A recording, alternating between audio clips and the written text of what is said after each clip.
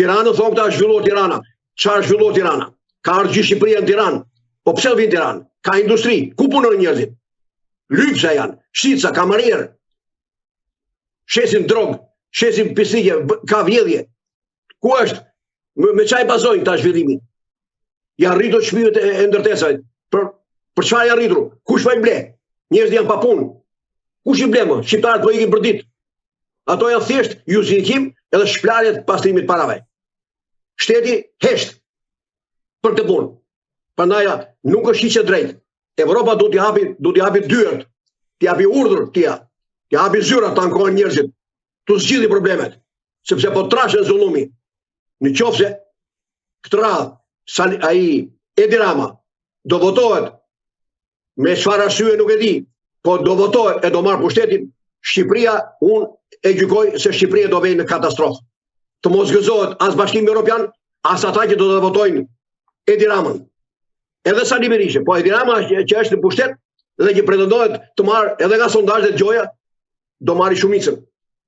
Asnjë. Pushteti do marri një nga partitë e reja. Si ta gjykoj populli shqiptar? Unë e thash, për mendimin tim, e meriton Lëvizja Bashk. Të tjerat jo se janë pa vlerë, po janë me shumë më tepër vlerë se sa dy partitë kryesore, që janë kadavra, janë të vdekura. Nuk kanë që japin vetëm asgjë popullit shqiptar. Është qellosh kur shkosh në Varreza, edhe nuk ngjallet as babai as nëna në Varreza. Kështu janë edhe këta. Këta janë të vdekur. Shpirtërisht, moralisht, ekonomikisht, financiarisht. Këta duhet na vdesin dhe neve. Si mendoni, cili do të jetë roli i SPAK-ut në këto zgjedhje, duke qenë se do ngrej një task force për të monitoruar procesin zgjedhor në mënyrë që të shmangen krimet zgjedhore? Shiko, kjo masë që po merr SPAK-u nuk është detyra e SPAK-ut. Ne nuk jemi regjim ushtrak. Se tani po ja lëm SPAK-ut gjitha. SPAK-u kontrolloi të korruptorit, hajdutët, mafiozët, tendrat, koncesionet. Atëre po qeveria për çfarë është? Po pushteti vendor çfarë është? Ata vith edhe të merret SPAK-u. Atëre ata të votojnë për SPAK-un, nda qeverisë vendin. Edhe ti ke qeveria të shporrat.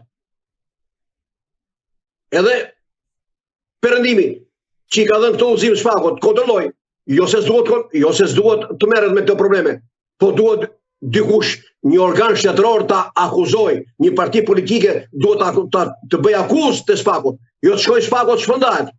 S'është e drejtë. I kanë ngarkuar SPAK-ut detyra që se takojnë më shumë nga që duhet. Ai merret me kokat, ai merret me Edi Ramën, me Sali Berishën, me Ilir Metën, merret me këta kokat, me këta të merret SPAK-u, jo të merret me ata çapaçulët e vegjël që shkojnë e filmojnë votën apo bëjnë ndaj pislik që bëjnë apo japin ndaj lek ndaj gjë. Kokat, kush i komandon këta? Me këta. Po këtu s'funksionon asgjë. Këtu janë 100 organizata jo qeveritare. Ç'a bëjnë këto? Ç'a bëjnë këto? Po ti popullit, po ti hapet rruga popullit të informoj, nuk ka nevojë SPAK-u të harxoj të bredhin në qytete. Jo, jo. Jepi sinjalin, jepi atë numrin e telefonit qytetarëve të informojnë, duke ruajtur anonimatin, do t'i vjen 100.000 herë më shumë informacione SPAK-ut edhe organeve tjera se sa SPAK-u vetë që harxhon kohën me këto gjëra. Prandaj unë e quaj s'është normale kjo punë. S'është normale. Sa i thonë ti vësh kazmën edhe funksionimit të SPAK-ut. E ngatron SPAK-un me gjëra që janë minimale. Po pse mo SPAK-u po i kontrollon votimet në Kosovë? Pse në Kosovë shkon normal gjërat? Shumë herë më normal se këtu. Edhe votimet me diasporën ka shkuar normal. Te ne kemi problem. Pse? Se është qeveria që s'është në rregull, janë forcat politike.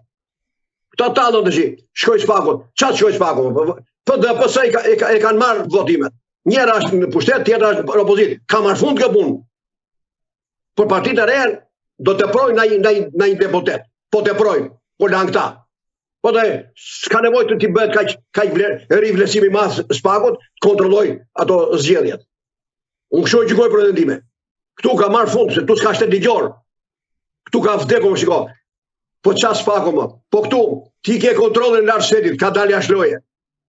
Po pse ka emrin kontrolli lart të shtetit? Kontrolli lart të shtetit duhet të kapi për veshë kryeministri më. Pa ne më të tjerët poshtë. Pa i këtu s'ka si kompetencë. Ai është këshiltar. Ai thot, këtu ja vjedhur 1 miliard euro nga qeveria, nga ministrit, nga pushteti vendor.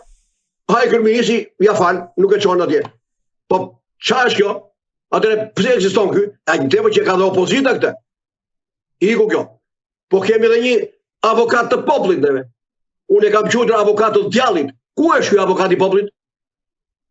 Cili popull mbron ky avokat? Çka ka mbrojtur ky deri sot? Kush mbron aktet antidemokratike? Ç'a bën?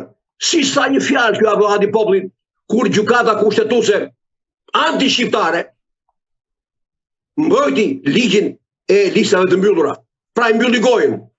Si kjo që nga ligj kushtetues kur listat e mbyllura e fshin janë kundërshtim me nenin 2 të kushtetutës të Republikës Shqipërisë, që përcakton sakt sovranitetin në Republikën e Shqipërisë i përket popullit. Duke vënë listat e mbyllura, ky nen u fshi. Unë dyshoj shumë se ndaj Shqipërisë dhe popullit shqiptar ka një skenar okurzi. Edhe e filloi nga Europa rreth parë, nga Bashkimi Evropian, që i lavdron dhe i mburr liderët tanë që 35 vjet, ne na kanë nxirr jetën, na kanë pirë gjakun, edhe vazhdojnë akoma t'i mbështesin. Si mendoni, pse Spaku nuk godet Edi Ramën, nisur edhe nga dyshimet që ekzistojnë mbi përfshirjen e tij në dosjen e ish agentit të FBI-s Charles Megorigal, por edhe në aferën e inceneratorëve? Shiko, unë nuk jam kompetent të jap gjykim në lidhje me Megorigalin. Nuk jam kompetent. Jo se e justifikoj, por Edi Rama, ashtu si dhe Sali Berisha, ka aq krime edhe korrupsion për të hetuar edhe për të dalë para drejtësisë sa s'ka ku të vej me. Po mirë më mjafton që ky njeri deklaron vetë që ne nuk denoncojmë në prokurori të korruptorit. Ç'a duhet thot me ky? Ç'a duhet thot me? Pra ky e pranon që ky është bashkëpunëtor me të korruptorit. Pik, kaq. Tjetër, përderisa ky ka mbyllur zyrat që njerëzit mos ankohen, ky ka vrarë demokracinë edhe shtetin ligjor. Ky ka mbaruar. Dhe ky ligj që doli për listat e mbyllura është pushkatimi i demokracisë dhe vendosja e diktaturës. Diktaturë fashiste. E veshur me lulka, me rrobat të karnavaleve që bëjnë karnavalet për të ngjëdisur popullin. Evropa hesht.